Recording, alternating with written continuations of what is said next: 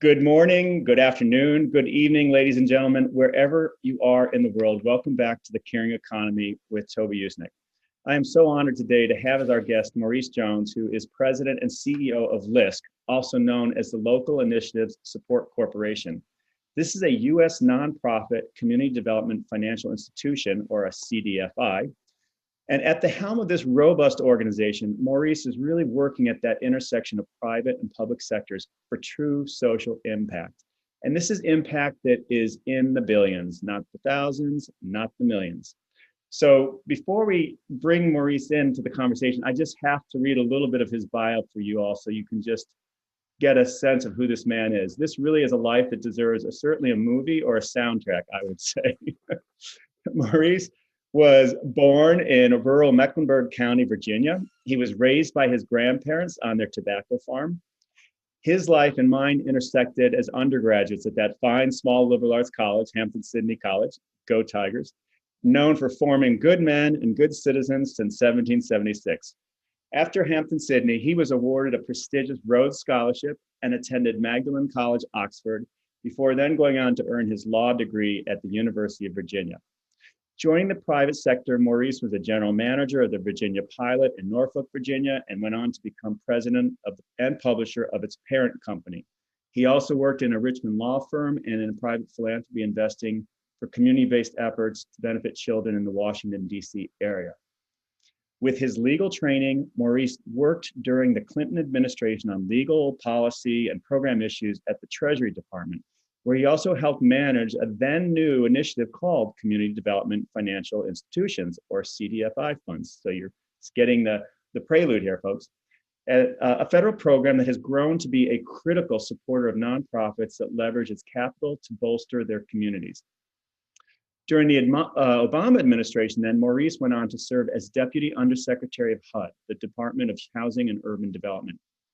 He was then the Virginia Secretary of Commerce in the cabinet of Governor Terry McAuliffe. And then just last month, he was named as a candidate, fingers crossed, for the U.S. Secretary of Housing and Urban Development in the Biden-Harris administration. So with that limited introduction, I have to welcome Maurice to The Caring Economy. Welcome, Maurice Jones. Thanks for having me. Nice to be with you. Hey, Maurice, I've given a little overview to the audience about CDFIs and LISC, but could you tell our listeners who are from around the world and who are not all finance or social impact folks a little bit about your organization and what it is and how it works? Yeah, sure. Absolutely. So LISC is as you said, a community development financial institution. Simply put, community development financial institutions are organizations that provide access to capital to people and to places that are underbanked, unbanked, disinvested, underinvested. So that often in the US means communities that are low wealth, Black and brown communities, rural communities, but we serve as full service financial institutions for these people in these places and organizations in the country. So LISC provides grants, we provide loans, we provide equity investments, we use tax credits to build housing or preserve housing, and we provide technical assistance to help folks, to help organizations acquire capital, acquire help, etc.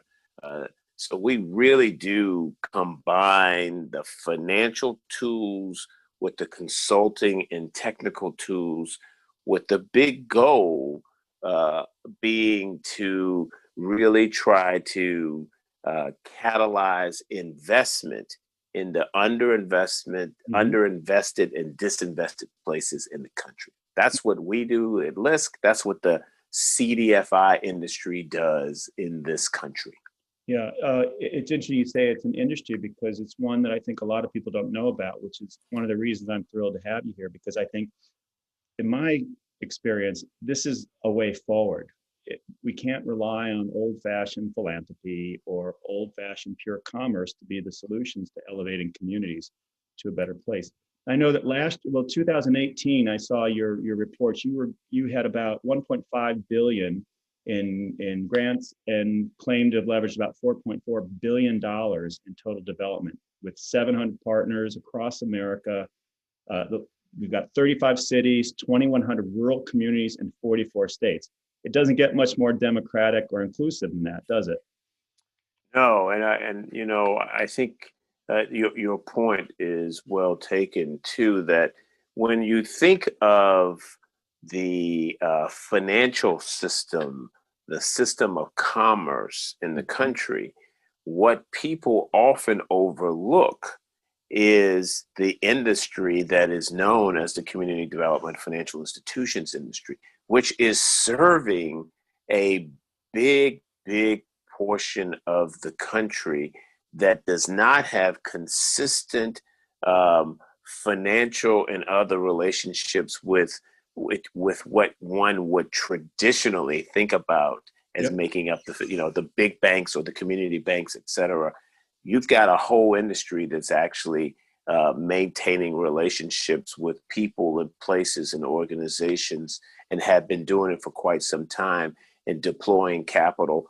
We need to do more through those organizations because they're on the ground right there. I mean, you made the point about us. We actually now have 37 offices around the country, and we work in right now 45 states in 2,200 rural counties. Yeah. So, our reach and the reach of the entire industry really touches every state in the union. Yeah, I want to come back to that, Maurice, and ask you a little bit about comparing and contrasting the rural versus the urban initiatives. But first, I wanted to go back a little bit on the history of LISC in particular, founded by the Ford Foundation, some Ford Foundation executives back in the day, which, Darren Walker is a friend. I'm sure he's a friend of yours as well. This is a man committed to social justice, as is the Ford Foundation.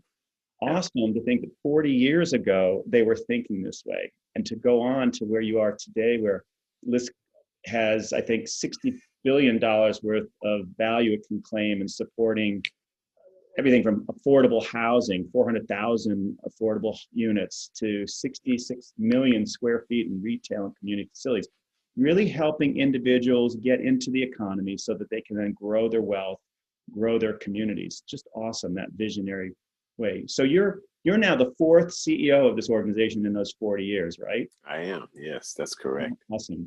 How did you get there? Can you tell us a little bit about your journey from Southside Virginia to New York City? Yeah, well, I think the sort of catalyst to LISC was what you mentioned regarding my. So I went to law school after coming back from grad school. And out of law school, I went to practice law in Richmond, Virginia. Mm-hmm. And I found that that was probably not the place I wanted to spend the rest of my life. Mm-hmm. Working with good folks and all that kind of good stuff, but didn't really like the work. Mm-hmm. And so I got the chance to go and work with the Treasury Department at the U.S. government. This was when President Clinton was president. Mm-hmm. And when I arrived at the Treasury Department, I learned of this piece of the Treasury, this unit called the Community Development Financial Institutions Fund. Mm-hmm. Well, I was still a lawyer, so I right away started to do some legal work for them. Mm-hmm. And after a while, they approached me and said, would you like to be our general counsel? And I jumped on it because it was this great combination of business and mission, right? It was using a business model to fight poverty, to catalyze opportunity. And that was the sweet spot that I wanted. And so I eventually became the head of that organization, the CDFI fund, before the Clinton administration ended. And then I went back out into the private sector. But I never lost my interest and passion for this development finance. And so I was working in my second tour of duty in state government with Governor McAuliffe. Mm-hmm. And a headhunter called and said, guess what? LISC, and I knew LISC from my time at the CDFI Fund, is looking for a new CEO. In fact, the CEO of LISC at the time reached out to me first and said, hey, I'm retiring. I didn't believe him. I said, no, you're not. Michael Rubinger was his name. I said, you're never going to retire. But he said, I'm retiring. So I just want to let you know in case you have some interest. And so when the headhunter called me, I right away said, yes, I'd be interested in talking about this job. It's this great blend of business and mission and lending and programmatic, urban and rural.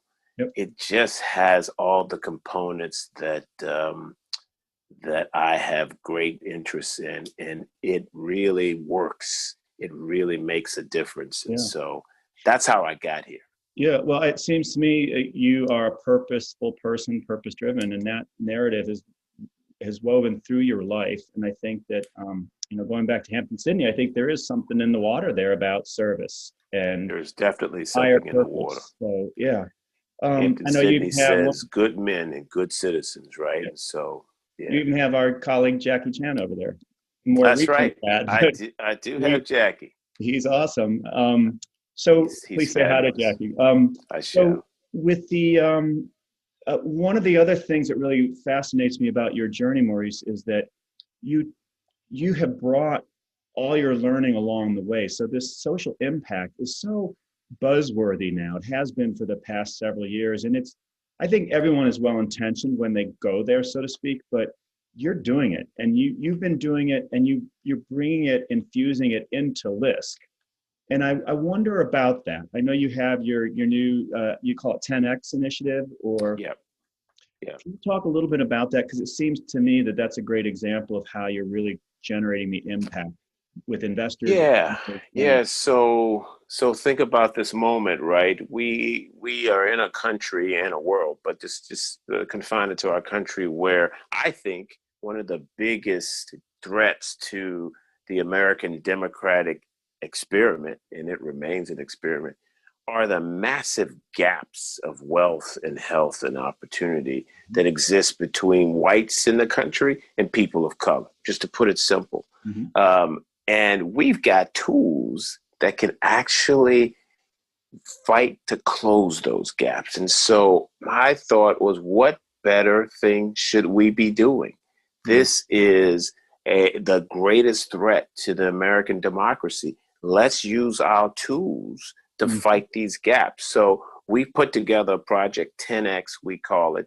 that aims to increase home ownership rates among people of color, increase small business ownership rates among people of color, get more people of color into living wage jobs and careers, help more people of color get access to financial services, credit, savings opportunities, insurance, and then invest in those community assets that we know produce wealth, health, and opportunity, broadband in rural America, health, education, safety and justice, arts. So we've put together a comprehensive project, and that's what we're calling it, to close the racial health, wealth, and opportunity gaps.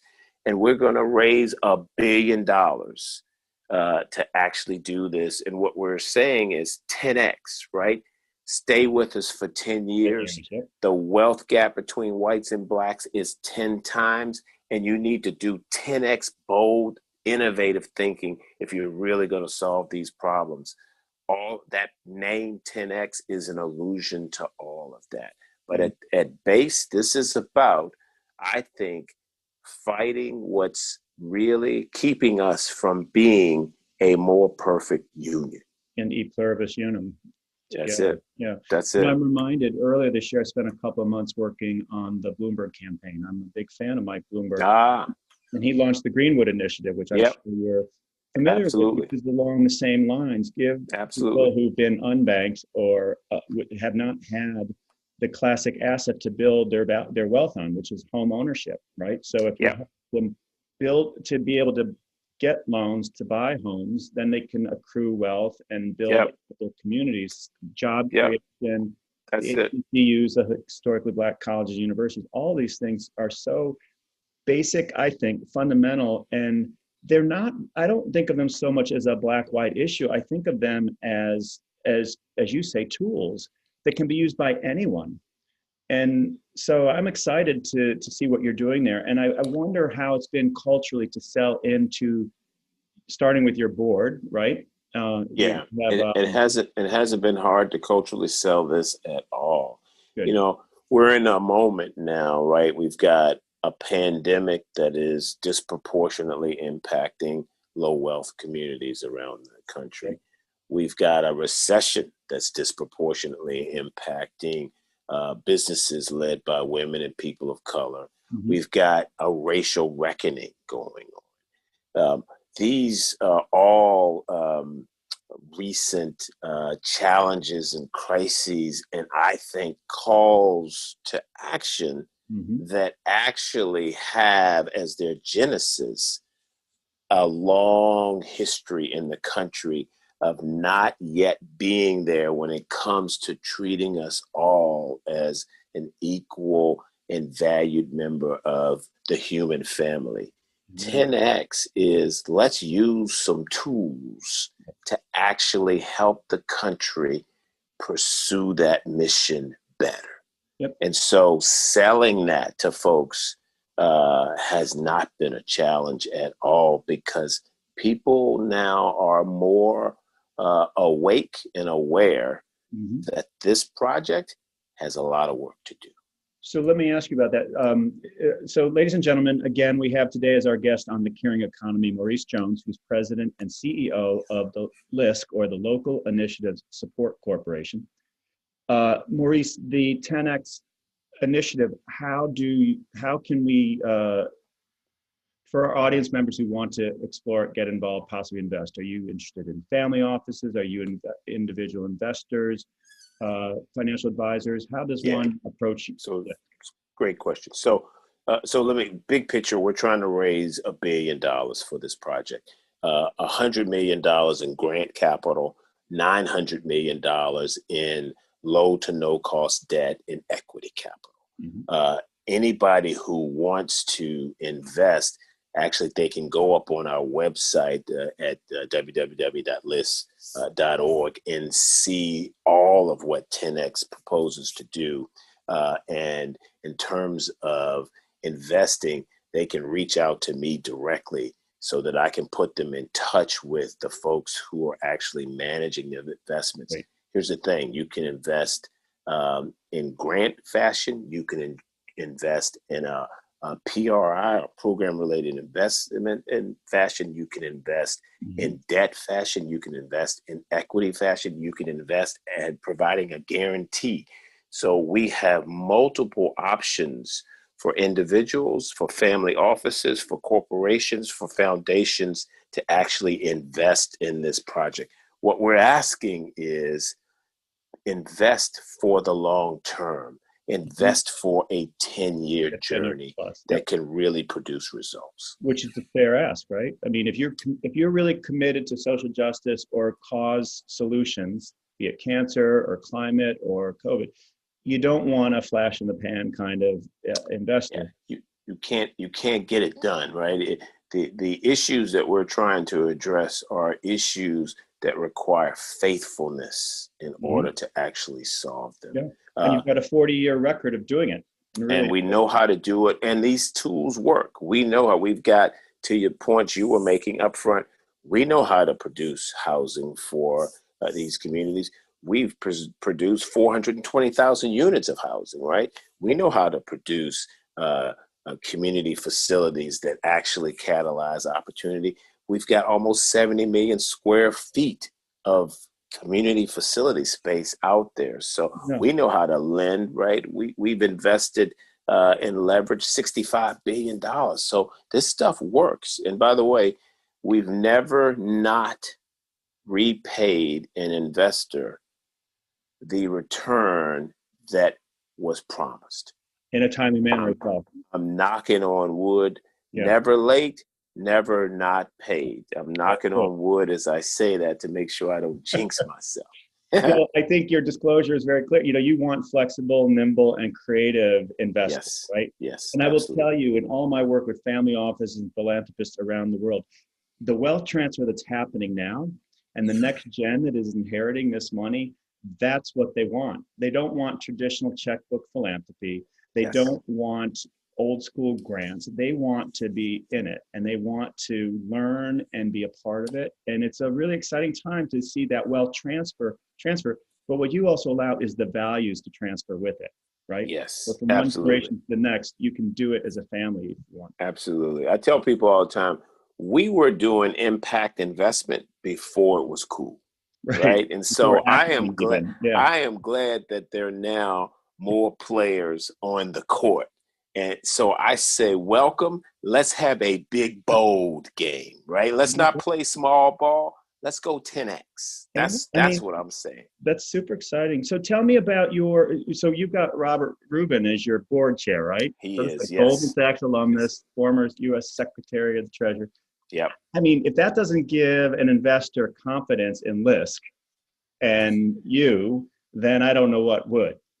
Well, he has been and currently still is a fabulous chair and a committed chair. And to your point, you can rest assured that Bob Rubin's being the chair of this community development financial institution means that we actually have to make sure that we are rigorous, that we are doing our job in a financially prudent fashion, that we're getting the impact, because this is the standard that he has set for all of us, and he is relentless and uncompromising about it. Yeah. So, yeah, I would hope that any organization where Bob Rubin is the chair and has decided to remain chair, by the way, for plus 17 years now, I would hope that inspires confidence in people that this organization is one worth placing a bet on.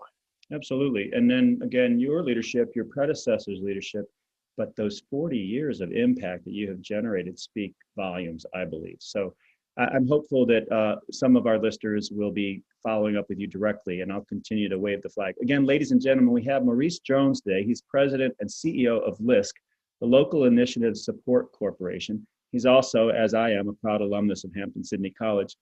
Go Maurice, Tigers. Go Tigers. Go Tigers. I want to go back to not only the college's mission of forming good men and good citizens since 1776, but to your career journey. What is it? I'm sure people seek you out all the time for advice, not just young students, but also people who are mid-career and later.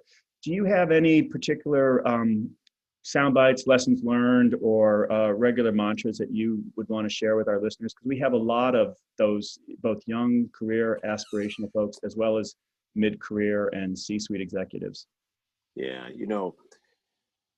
what I would tell you is what I have tried to do and still aspire to do is literally to outwork everybody around me, right?